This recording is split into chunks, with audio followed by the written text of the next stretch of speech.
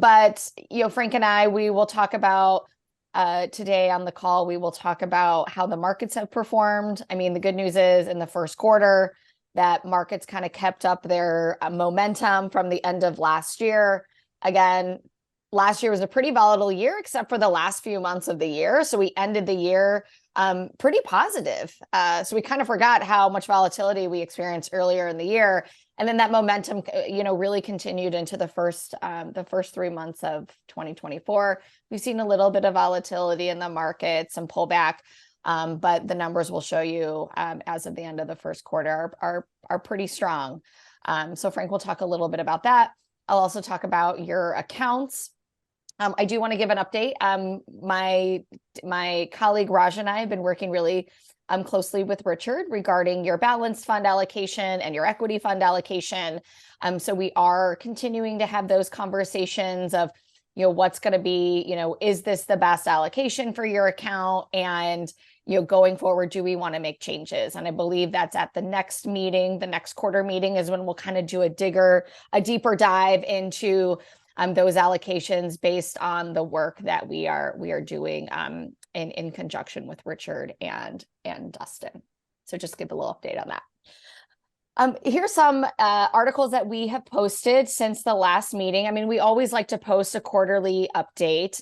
This is written by my colleague Joe, who I believe you all have met, and a member of Frank's team. We like to get this out a few days after quarter end. And I know Melinda and Sean, you likely receive a ton of this information from some of the fund companies you work with. We are hoping that this is helpful for Dustin as he's engaging with his investors, just to provide them a really up-to-date update on what happened in the markets and kind of looking forward. Frank also read a study about why not 100% stocks. And I feel like we have been getting some of these conversations lately, or just some questions that we're getting. I mean, historically, if you invest fully in the stock market, your returns likely will be higher than the fixed income market. I mean, that depends. Hopefully you're not investing in just one stock, but more of a broad-based stock. But I think investors also forget that, through those strong returns, there can be some volatility, and it's likely volatility that not all investors can really withstand, especially church investors. I find that they're always the most conservative of the investors that we deal with. So Frank read a study, he wrote an article about it. Again, Dustin, if you feel that you have some investors that would really benefit from this, please feel free to share as we, I know Frank had our institutional investors in the back of his mind when he wrote this article. So looking at your accounts, I'll spend a few minutes on this, and then I'll turn it over to Frank to talk about the markets. This is how you ended in the first quarter. So a little over $72 million. You can see your largest account is the balance fund, followed by the equity fixed income. And then your newer account that you opened is the equity index fund for those investors that are interested in a passive product. So looking at your largest account, the multiple asset fund has a market value of $51.5 million. You can also see the net of all fee performance directly below. I'm going to talk about the performance, after Frank talks about the markets. Primarily what's been really impacting that 1 and 3 year number has been, one, the active managers in our international equity fund. I'll spend a little bit time, Frank and I will spend a little time talking about that. And then also this mega cap underweight that we have. Frank will also highlight, I feel like, Frank, I hope I'm not stealing your thunder here in a little bit, as I typically can do. But what we saw was that, we've been hearing so much about the Magnificent Seven, last year, and just those names really doing well. Well, we saw a kind of divergence, or kind of a branched out from the Magnificent Seven, and really just the top 50 stocks outperformed the Magnificent Seven this quarter. But again, we're underweight those top 50 stocks. And that's part of the analysis that we're doing with Richard is, how underweight do we want to be of these top 50 companies? I mean, do we want to lessen that underweight? Do we want to remove that underweight? I mean, do we want to go 100% passive in your US equities? So those are some conversations that we're having, and then we'll have an update for you at the next meeting. Here's your fixed income fund, has $7.9 million, just under $8 million. It's been a really challenging market for fixed income. And what I can say is that our managers, which primarily have been led by PIMCO, have really kind of weathered this challenging fixed income market that we've had. This fund is 100% actively managed. We do have an overweight to high yield. Frank's going to show you earlier, high yield bonds really held up well in this sort of volatile, positive returns, negative returns in the fixed income market that we experienced. So, our high yield bond allocation and also our high yield bond manager, along with PIMCO, have done really well and have really navigated, central bank policy and just some other things that are going on in the fixed income market. So you can see for the quarter, you're up, it's relatively flat, but positive. And this is also net of all fees too. And then you can see for the month and then the 1 year and the 3-year number, and then since inception. This is your equity account, market value of just over $9 million. Again, this is one of those accounts we're taking a closer look at. Do we want to lower that international equity exposure from 35% maybe to 30 or 25? Do we want to increase that international equity index fund exposure or the U.S. equity index fund exposure? I mean, do we want to increase that more to lessen the underweight to the top 50? And this is primarily what's been driving your equity account returns, has been the international equity fund primarily, and then the longer term has been that underweight to mega caps that we have in the fund. Karen, I have a short question, which maybe you'll address later. I don't want to mess up your timing, but if you and Frank, before we're done, can say a few words about the new offering that you're going to make available that's on the pension side for the institutional side, the Global Equity Fund, before we're done. Yep, happy to talk about that. And then here's the short-term investment fund, a market value of just over $3 million. This is part of the Kansas short-term investment fund that Dustin makes available. So it's part of it's an investment as part of a bigger fund that Dustin offers. And then you can see the net of all fee performance directly below regarding this fund. And then here's the index fund. Again, this fund tracks the Russell 3000. So it is the largest 3,000 companies in the U.S. It's a very good representation of the U.S. market. So the only thing really different from the benchmark and this fund is the areas in which we don't invest. So the fund does not include, Anheuser-Busch, Philip Morris. So it doesn't include any of the people call them sin stocks. We call them our ethical exclusions. So that's really the main and the main difference between the fund return and that benchmark return. So we do own the underlying holdings within that Russell 3000 benchmark. Here is our financial reconciliation. This is a relatively new, or I should say, report that we've included. So it looks at your beginning market value for the year, and then it shows your ending market value, how much you've contributed, how much has been withdrawn, and then how much you've gained on your investment portfolio. And again, this is net of all fees. So this is right in this capital appreciation, depreciation. This is where the fees that are paid will get pulled out. Of the fund. So this appreciation is net of fees that's included. So you can kind of see you've made a little over $2.8 million just in the first 3 months of the year. Again, we've had a really strong equity market, both international and domestic. And then, our fixed income fund also ended the quarter positive. So that's also included in there as well. Any questions about your accounts before I turn it over to Frank to talk about the markets?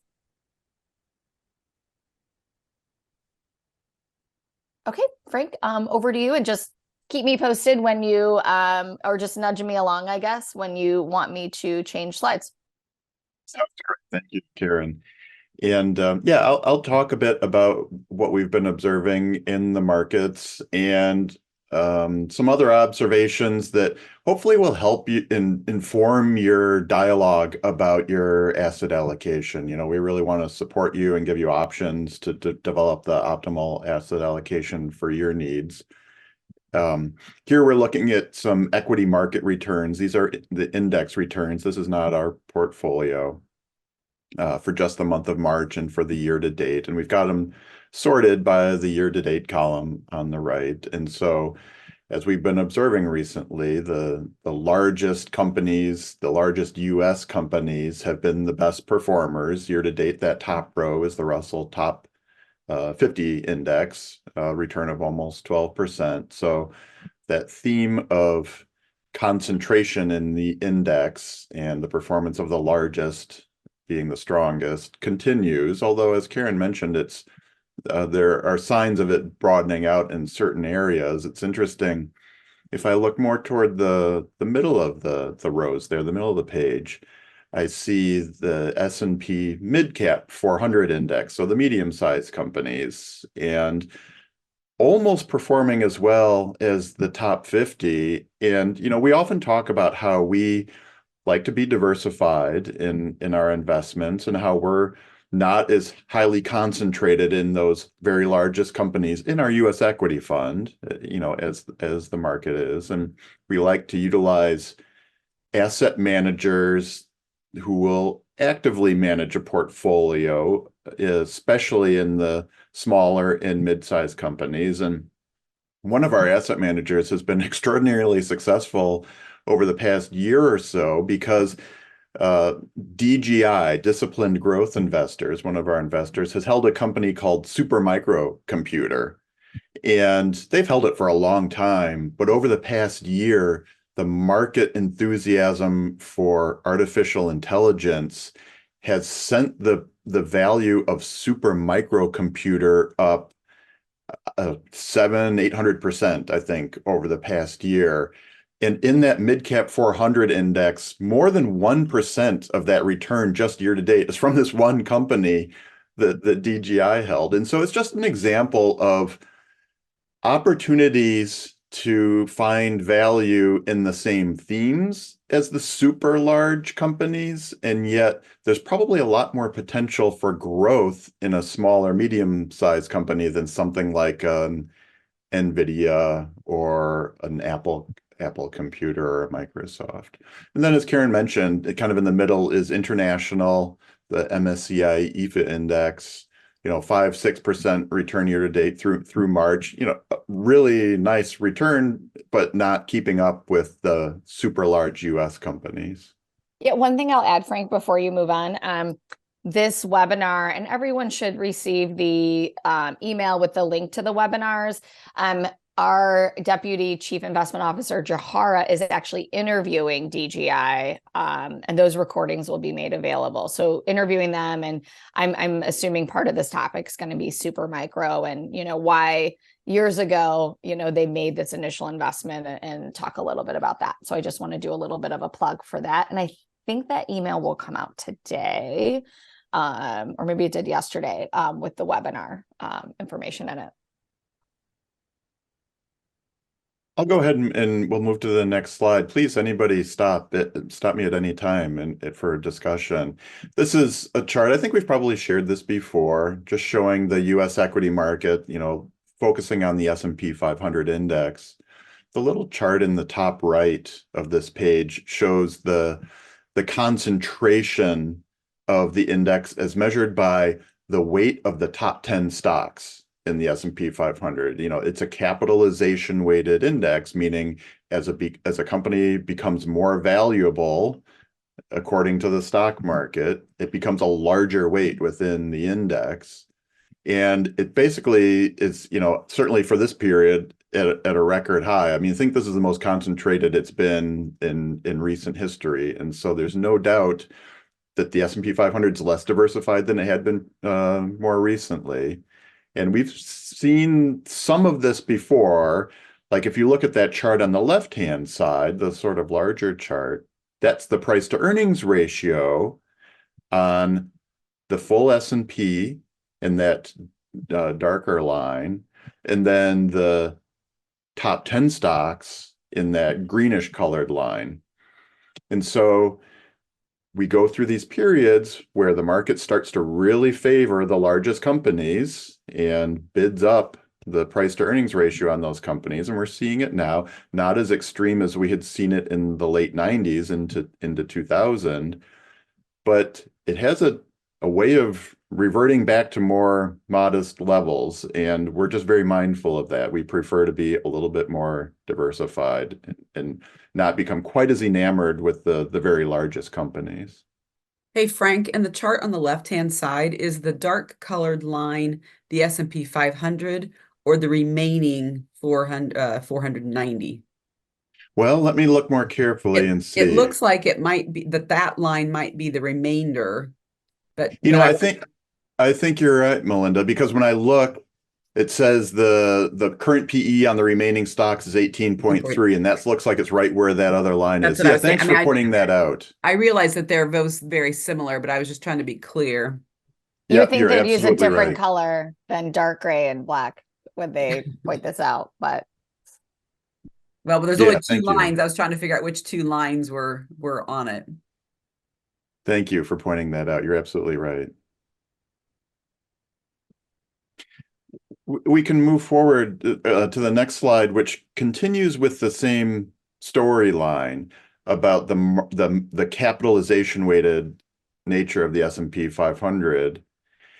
And what you can do is you can take those same 500 stocks and create an index that's the S&P 500, but equally weighted among all the companies. And it's just a way of evaluating, a market cap concentrated index versus fully, diversified equal weighted index. And this chart is showing periods where the market cap index outperforms, and that's the green shading. And then periods where an equal weighted S&P 500 outperforms, and that's the gray shading. And you can see there is a cycle, not surprisingly, just like we talked about on the previous slide, there is a cycle. We're in one of those cycles now where the market cap weighted index is strongly outperforming because of those largest companies, but we've seen pretty sharp corrections to that in the past. And so you'll observe it here too.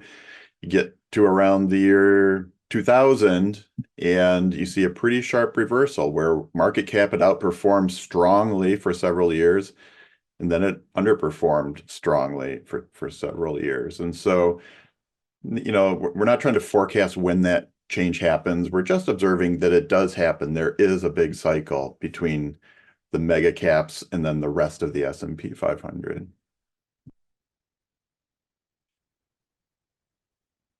Another theme we've been discussing a lot with equity investors is US versus non-US. And the US has performed extraordinarily well in the equity markets, and especially compared to international.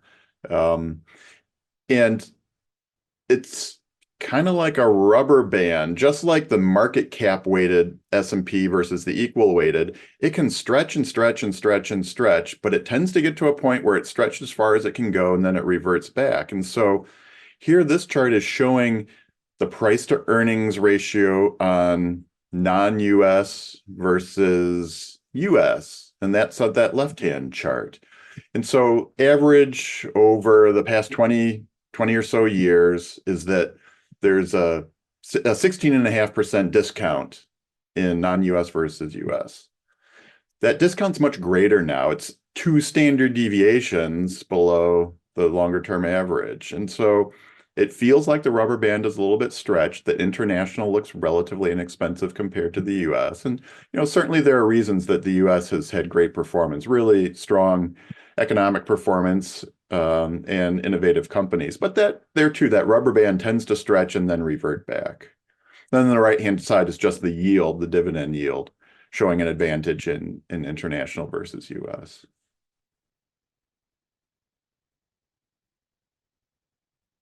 I'll move to fixed income.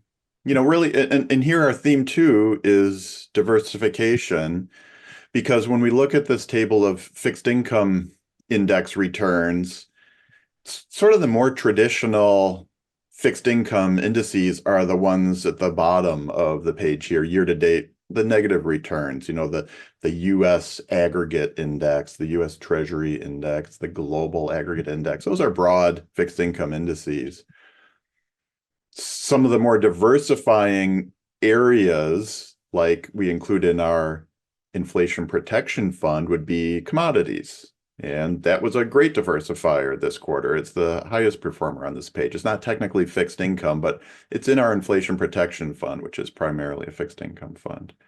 And then high yield corporate bonds, as Karen has described previously, we have a larger weighting in those than the broader market index because long term they add value. And this was a great example of it this quarter. And the same thing with inflation index notes. So again, here in fixed income, we believe in diversification. And this has been one of those quarters where in fixed income, it's paid off nicely. In equities, concentration was favored over this quarter.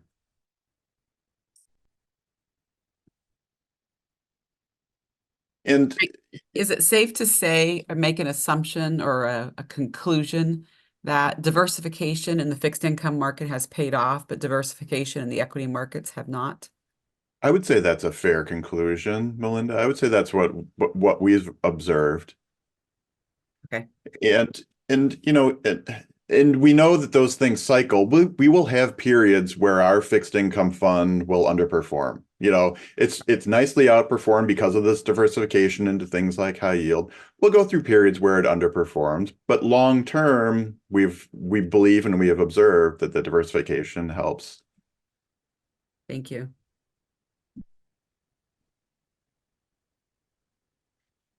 And here, this chart on inflation, I suppose is kind of behind the performance in fixed income.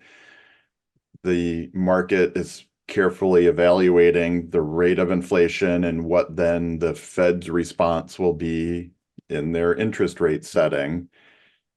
We know that the Fed's inflation target is in the neighborhood of 2%, and we see on the chart, inflation through time and the big dislocation from the post-pandemic era and all the stimulus. Inflation's come back down, but it kind of seems like it's stalled out. Like the rate of decline has sort of stalled out, and we're sort of in this 3.5%, 3 to 3.5% kind of range for inflation versus a 2% target. And so, the enthusiasm around inflation rapidly coming back to target and that enabling the Fed to cut rates quickly is sort of waning a bit. And on the next slide, we show the Fed funds rate, the Fed's interest rate, and how it had peaked, where it is now in the 5.25% to 5.5% range. It's that gray line. And there are various forecasts. Those dashed lines are basically forecasts looking forward. And those forecasts have quickly become very dated because I think at the beginning of the year, most prognosticators thought the Fed would be cutting numerous times over the course of 2024. Maybe 7 quarter point cuts or so. That's really dialed back as inflation has proven to be a little bit on the sticky side. And so now, if you look at the market-based measures, the first Fed rate cut is priced for September of 24, and probably we'd get maybe just one more cut, so maybe just 2 quarter point cuts in 2024. But that is just changing day by day as new information comes out. And, I think Jerome Powell, maybe yesterday or the day before, was just kind of reminding the market, we don't need to cut rates. We can keep rates here as inflation's sticky. And so he doesn't want the market to get ahead of itself, being enthusiastic that rates are coming down. And so, that's been a negative influence on fixed income performance. Recently, stocks, it's like this month to date, stocks are down a bit now, haven't shrugged off the interest rate concerns as much as they had, during the first quarter. But it's so hard to forecast. We don't do that. We don't try to time the markets. And, one of the other things that investors, tend to do in periods of Fed hikes is illustrated on the next slide. Karen, you can go to the next slide. the short-term interest rates move higher and start to look relatively attractive, as they do now. You can get over 5% in, short-term instruments, whether it's, a money market fund. We've seen money market funds really grow. It seems like a nice place to have safe money because you can get 5+%. And yet what this chart is showing is that even though the short-term rates look good at the time, the subsequent 12 months or so after the Fed stops hiking rates can actually be great return periods for other asset classes like stocks and bonds. And so, here are different time periods where the Fed was hiking rates and then kind of hit their peak. And those little diamonds above the gray columns show what CD rates were at the time. And then those other columns show, okay, over the next 12 months after rates peaked, how did other asset classes do? Like the S&P 500 in green, typically after the Fed has stopped hiking, does really well. And we've kind of observed that already. The Fed stopped hiking, a year or so ago, and we've seen S&P returns in that kind of neighborhood. But even bond returns tend to be relatively strong after the Fed stops hiking. And so it's just a reminder that as attractive as short-term rates look, those interest rates can sort of decline quickly. If the economy goes into a recession or slows down and the Fed cuts rates, those short-term rates can decline quickly. And if you had a more diversified fixed income exposure, you might outperform, even though right now the yield on the short-term rates looks so attractive. Just Hey, a Frank. reminder not to time the markets. I can't let this go without pointing out that when you look at 6 and 12 months after the final rate hike, and you look at the average stock return, it looks really good. But the range of outcomes over those periods is very wide. That can be as high as 30-35%. It can be as low as 30-35%. So it's more probable that the fixed income portfolios perform well. The range of outcomes is generally higher, even though we haven't really seen that in this period. But the range of outcomes on stock, while the average looks good, the range of outcomes is wide. Really important observation, Melinda. Thanks. Whenever, and you point out something, whenever we try to summarize something into averages, you're sometimes brushing over sort of the tails, sort of the extremes. And so we never want to forget that. And I guess you're right. The point of this is just a reminder. If you try to time the markets, you could be making a big mistake. And yet you point out, don't expect that this is prescriptive of what's going to happen. Yeah. So yeah. Both really are true. Both are true. Really good point. So are you getting a lot? I know I've been working, we work with 22 other Methodist foundations. And I know for a while there, we were up against these really risky, not really risky, but really high CD rates. Really, I mean, I felt like I was talking so many clients off the ledge of like wanting to pull out of their balance portfolio and go all in CDs for the next 9 months. And then they're like, then we're going to get back into the fund. And they're really just trying to time it. And it's a lot of it's like education. And some of them stayed. And then some of them's like, we're going to go. We're going to, I want this guaranteed 5%. And then we saw, the markets the balance fund ended last year really well. I mean, are you continuing to hear this with your investors? I mean, what's kind of been the discussion amongst, the Kansas churches? We had more of that in the early 2023 period because we'd had a pretty significant decline. And so some were like, let's move into something safer.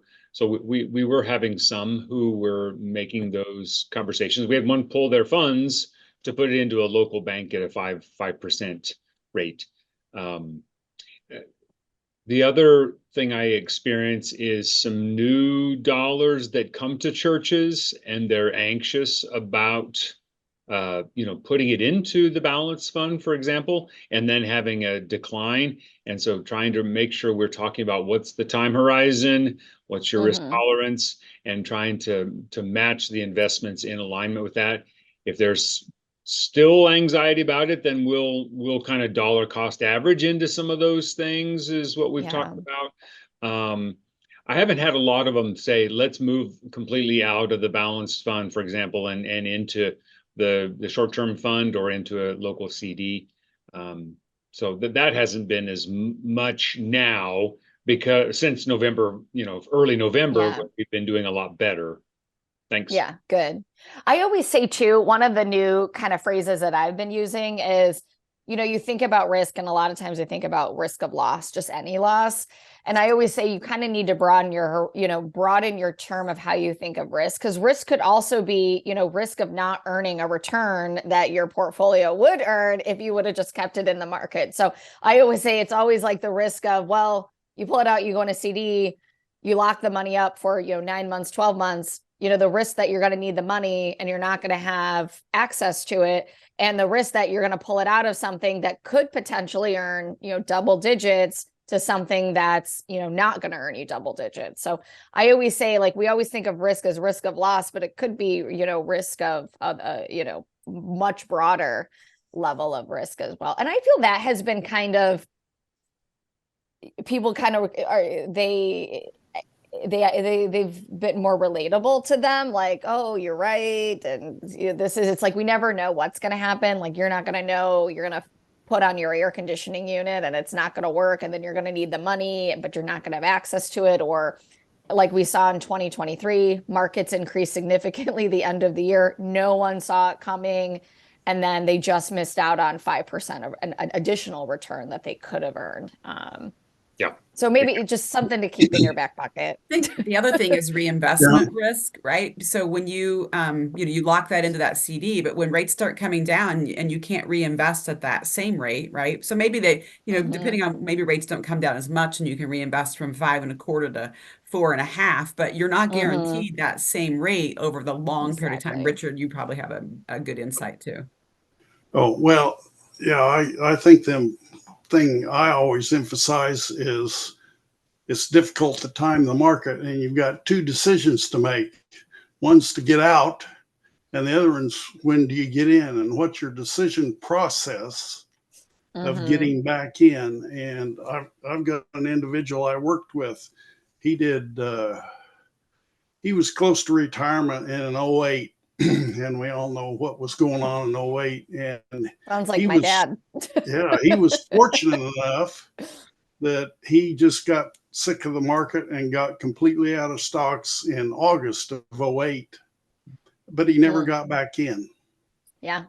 And March 2009 would have been the best time to get back in. March 2009. And yeah, it's difficult when that market is plummeting. I don't like that investment word, plummeting, but it does that from time to time. But I like Dustin's comment, you average in, and then hopefully in the long term, if you've got a long-term horizon, certainly if you need money in 1 or 2 years, you don't belong in the stock market.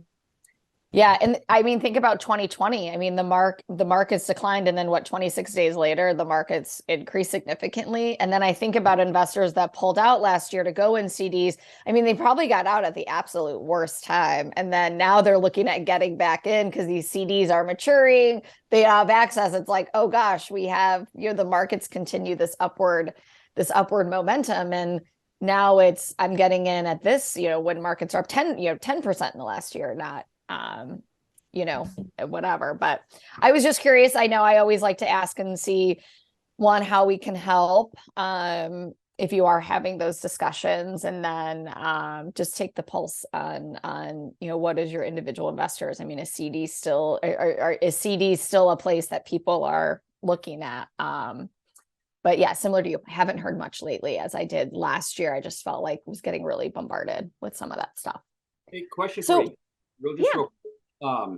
Maybe this is something you could provide for us next time. On that previous slide that we were just looking at, it's not really broken down between the Fed simply pausing and typically you see stocks run while that's taking place versus what happens when they start to cut interest rates.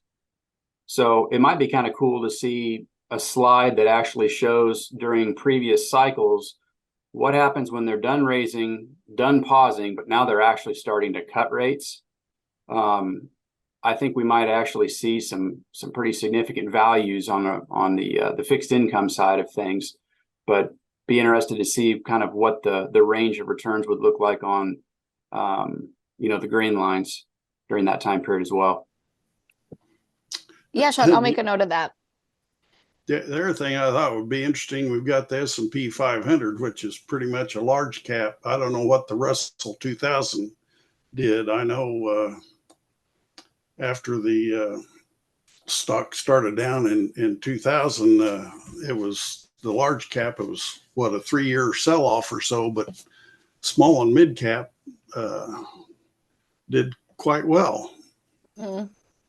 Yeah, I remember that, Richard, because the late 90s, the large caps had become the darlings. And it wasn't just the technology names. It was, like the Gillettes and the consumer products. And yeah, small and mid cap lagged so badly in the late 90s. And they were just getting set up for a great period of outperformance when the large cap corrected. Yep, absolutely right on. Yeah, I made a note. And then Frank and I will also see, we get a lot of, we pull these directly from JP Morgan. So what they report on, but Frank and I will definitely keep our eye out if we see anything like that. And then if not, look at creating our own slide that kind of highlights that as well. Okay, so really moving on, I'll kind of talk about now, Frank kind of set it up for the markets, what did well in equities, what did well in fixed income, how does this translate to the Wespath fund performance? And you can see on this slide, this includes all of the Wespath funds that are part of the Kansas Methodist Foundation investment portfolios. So you can see for the quarter, the good news is that everything returned positively. And again, I highlighted earlier, we did see bonds decline in the first quarter, but our fund was positive. And I'll talk about some of the individual contributors and detractors. Again, for the 1 year, everything is in positive territory. I read that this was the best start of this quarter was the best start of the stock market since 2019. So again, we got to see a really nice pop, really nice rally to the stock market. And again, in the month of March, the S&P experienced its best first quarter in 5 years. So again, we are continuing to see the stock market positively. Things are a little bit bumpier in April that you can see that you likely all have been seeing, but we did in the first quarter in positive. And I'll talk about each of the individual contributors and detractors here in a moment. So looking at our U.S. equity fund, again, we're underweight these mega cap stocks, and we measured the mega caps. You probably noticed on Frank's market slide that we included the Russell Top 50. Usually we have mega caps and then we include the Magnificent Seven, since those had really been driving the markets the last few years. We wanted to broaden that a little bit to the Russell Top 50 index, because that is what we use to measure our underweight to the mega cap stock. So you can see, again, this is our largest underweight is to those Russell Top 50, and then overweighting small and mid, and then having that allocation to private equity and private real estate. As Frank highlighted, we want to be underweight those really concentrated companies, and having a little bit more diversification in the U.S. market, and then hopefully, pick up the next NVIDIA or Tesla or Apple that is currently a small and mid cap company, and then we can get the benefit when that increases. But that has been the main detractor to the fund performance. For the first quarter, you can see we modestly underperformed by 19 basis points. Primarily, it's been the mega cap underweight. Also, private equity, private real estate. When you have a strong public market like we've seen, those valuations lag and can be a detractor to the performance. But as for our active strategies within our U.S. equity fund, it's about 45, 50, half actively managed. Our active managers did really well in the first quarter. Frank highlighted Disciplined Growth Investors, DGI, their investment in Super Microcomputer, which they've been invested in for many years, did well. And it's just it was modestly offset by the underweight to those top 50, as those top 50 were those best performers. Karen? Yeah. I noticed the ethical exclusion was a positive thing, just kind of out of curiosity, and maybe in a future meeting, I was wondering of those top 50 mega caps are how many are excluded of that top 50? Just out of curiosity. Frank, do you know I don't know the answer to that. I can get it, but Frank, I didn't know if you knew off the top of your head. I don't, Karen. No, we can get that data though for you, Richard. Do you want it next time, or would you like us to get it to you right away? Oh no, just next, and maybe that's a good subject for future meeting. Well, here's the index, and here's the number of companies that we exclude, and here's why, and just kind of get an update on what the ethical exclusions entail. Yeah, I know for this fund, it's Boeing, and not investing in Boeing because of their with weapons delivery systems, that more than 10% of their gross revenue is tied to that. And I know Boeing has obviously been in the news quite a bit for their issues with some of their planes. I mean, I've never had more anxiety on an airplane than I do now, just because of everything that's been going on with Boeing. But not investing in Boeing has been a contributor to this performance for this quarter. And I think that stock's down about 30% because of all the issues that they've been having. And roughly, Richard, we exclude, it's about 3 to 4% of the market. And I'll ask the team what percent of the Russell top 50. I'm sure they can easily pull that we're excluding. It's about 3 to 4% of the market. So it's not a huge amount. So it's not, what some might think of as like 10% or more. It's a pretty modest amount. But yeah, I'm happy to get that percent. I don't even have a guess of what I think that number will be. So I'm happy to get that and send it. This is our international equity fund. It's pretty close to the benchmark. So we use the MS All Country World Index. This is a broad-based international market benchmark. So it includes developed international, includes emerging markets and frontier markets. So you can see relative to the benchmark, where we land. We're pretty in line. This fund is primarily actively managed. It's about 85% actively managed. And that active management has really been the detractor to the long-term, the performance of the account. Opposite of in the US, international developed growth companies have not done well. And our fund some of our managers tend to be a little more growthy, and their stock selection has been an impact. We did terminate a manager at the end of the last quarter, and that was Jaguar. It was an international REITs portfolio. And Frank, do you know, where did we invest those proceeds in the fund? We redistributed across all the other managers. We determined we didn't need a dedicated REITs manager. They were a pretty small percentage of the fund. And so we just spread it across all the strategies. So it's been a really challenging market. In the US equity fund, our active strategies benefited our fund. On the international, it's been the opposite. It's been the opposite on the international equity side.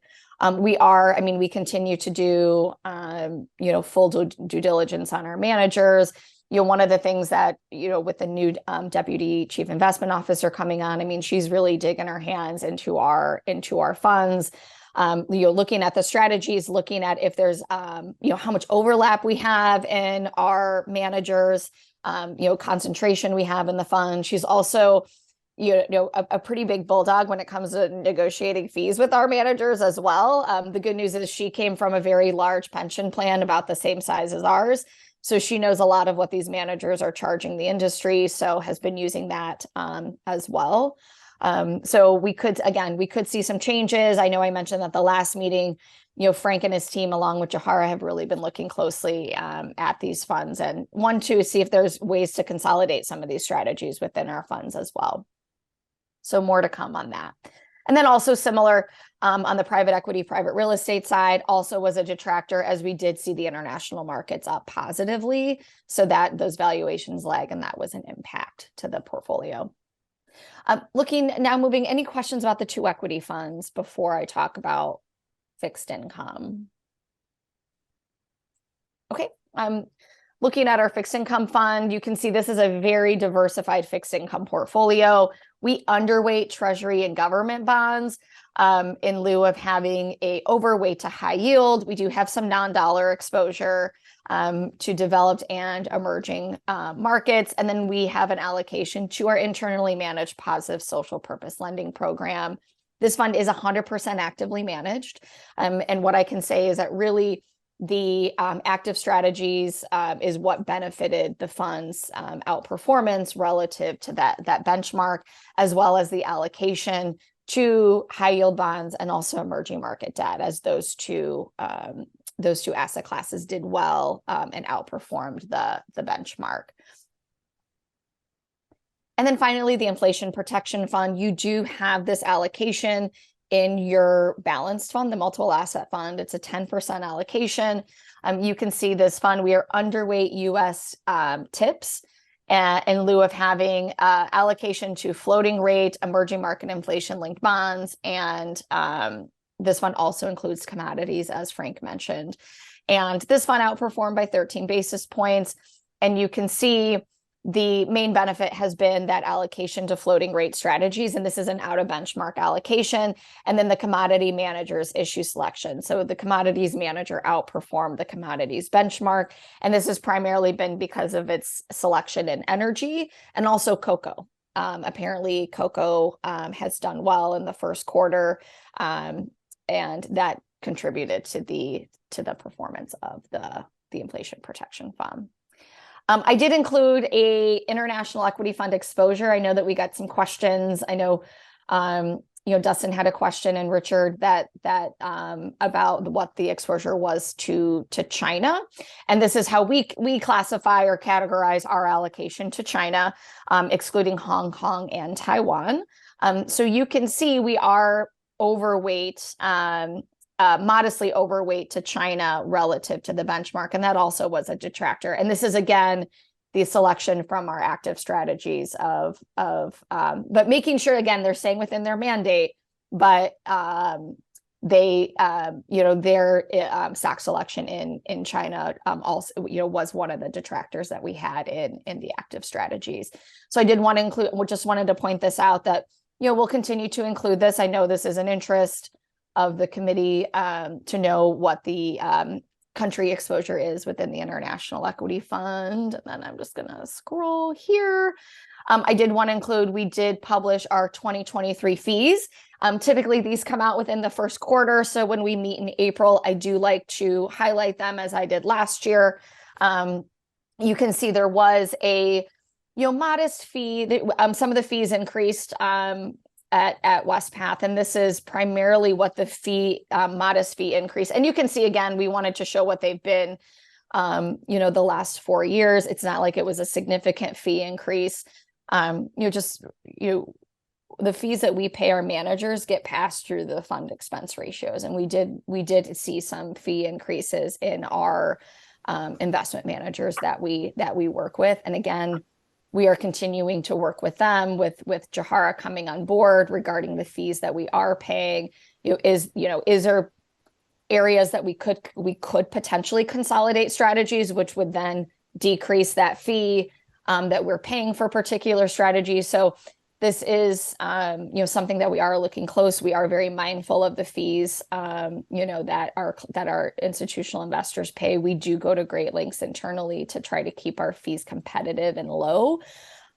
We've just been we experienced just some fee increases on our investment manager side that we are working through in 2023. So I did want to point this out to you, as I always typically will point this out at this meeting every year. Okay. Good to see the index fund and short-term fund have a nice drop. I assume they got completely reevaluated. Well, what we did, and I kept Dustin posted on this when we were going through this fee analysis, is we typically, previously we charged the same overhead fee to all of the funds, and that's the overhead fee, which is our investment team and the work that they do, the work that I do, the IT, the work that's done on our portal to make sure it's secure, really to the over, and people call it their outsourced CIO fee. So we did look at the fee that was charged to those funds because it is less of a lift internally. It's only one manager. It does have a lot of the work of our sustainable investing team, because most of the exclusions do come from the passive index fund, and the work that they do in engagement. But yeah, so we did look of, how can we make this fee more competitive, one for us and also for our clients like the foundation that make this available. So we did reevaluate these two fees of how much of that overhead fee was getting passed through to those fund investors.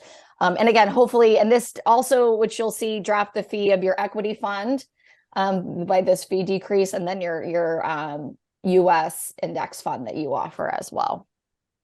But again, we really strive ourselves on being transparent. So we want to make sure that, you'll notice almost every presentation I include the expense ratios in. They're published on our website, and, really transparent of what increased or decreased on our end and how that gets passed through to our investors.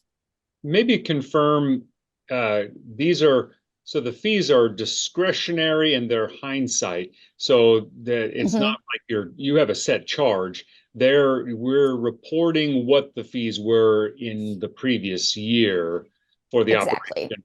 And so and your assets under management were lower last year than they are the beginning of the year this year. So the fee that is being charged today very well could be slightly less than a couple of these.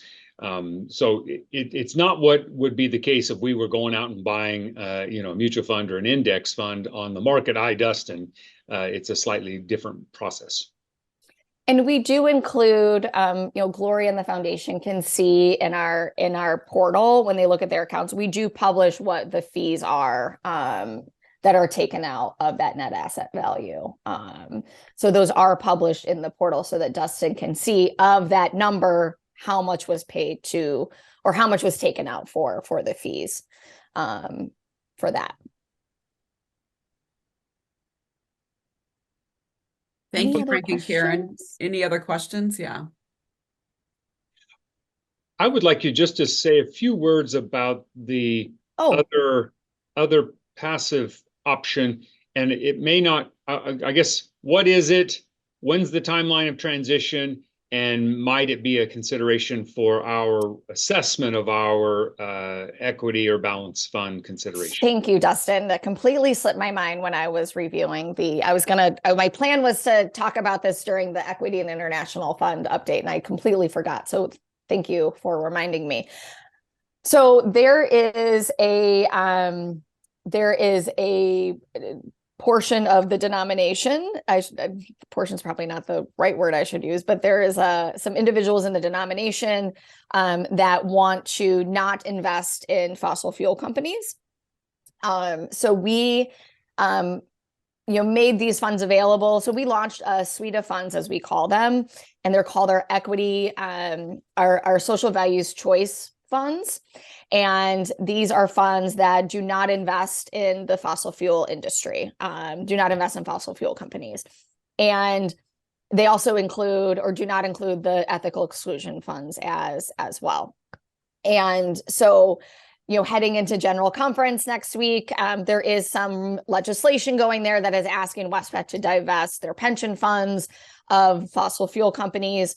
And so we are seeing this, the interest of these funds gaining momentum. It used to be primarily on the participant side. Now we are seeing some institutional investors, some of Dustin's peers in the foundation space that also want this type of investment for their own endowment and also to offer it to their church endowment or church investors as well.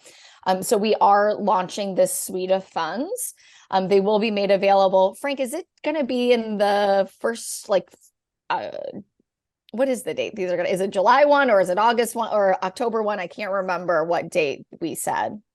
We got these funds available for participants, and we're making them available for institutions in the I series. The launch date is not determined, but the project team is starting on the work this month. And so it probably takes a few months to make them available. Yeah, and this fund, the Equity Social Values Choice, the Social Values Choice Equity Fund, I always, you just have a prior name, and I feel like in my brain it's it mixes them up. So the equity fund is global. So it is invested. Right now we have US funds, we have international funds, they're separate. The equity fund for the suite of funds is global. So it's about 60% equities, 40%, or 60% US, 40% international. It's indexed.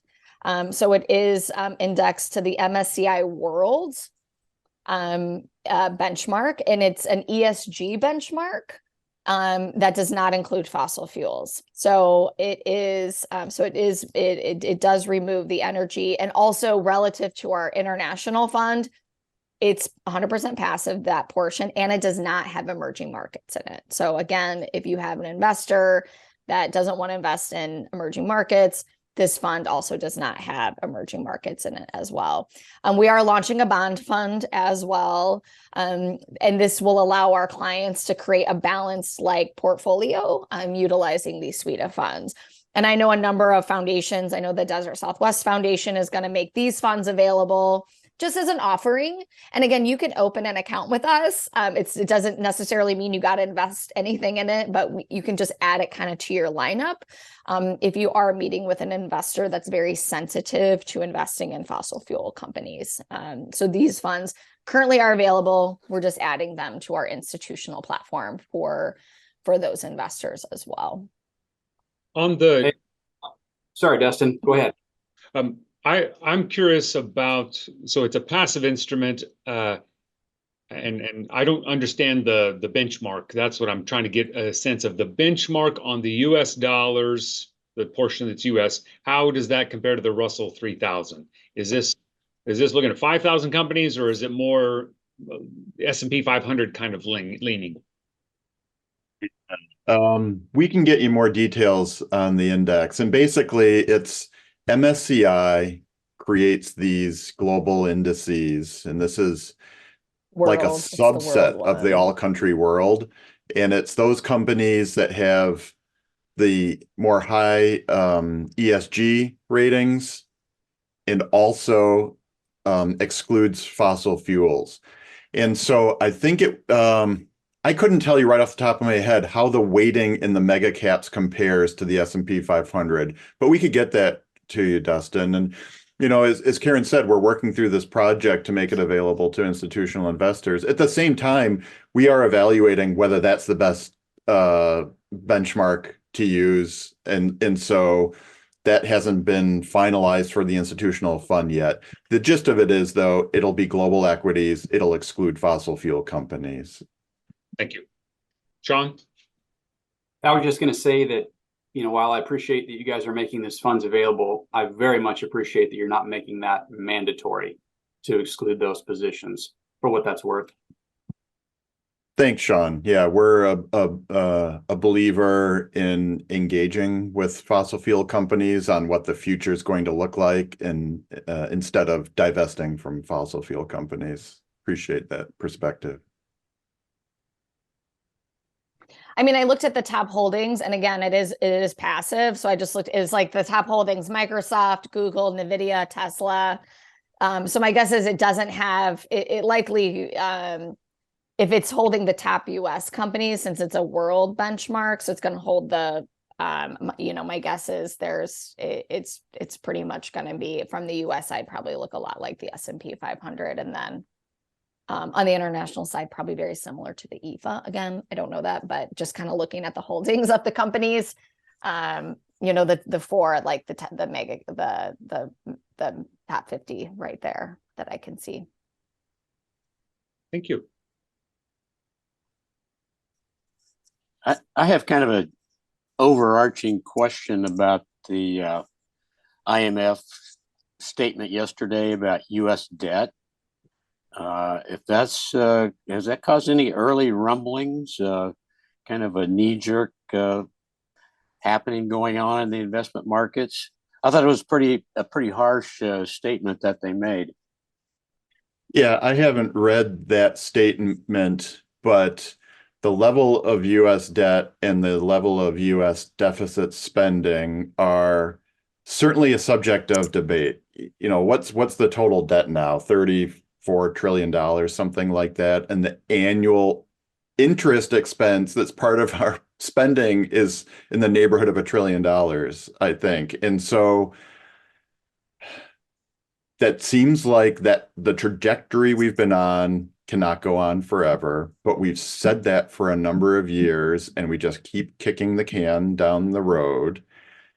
I guess in some ways, the US is at a great advantage being basically the reserve currency of the world, the US dollar, having its own central bank, so it can essentially monetize the debt like it did in the pandemic response. But that tends to be inflationary when we do that. And so, yes, it feels that we are on an unsustainable path. The question is, when does it become unsustainable and what's going to occur to correct that path? We're still, you know, the safest investment in the world, especially for a dollar-based investor. And so I guess that's more observations than an answer to your question. I don't know that anybody really has the answer of when it sort of hits a wall and becomes a really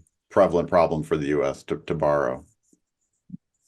I just thought the IMF taking publicly that position might have been saying maybe we shouldn't kick the can quite so far, something.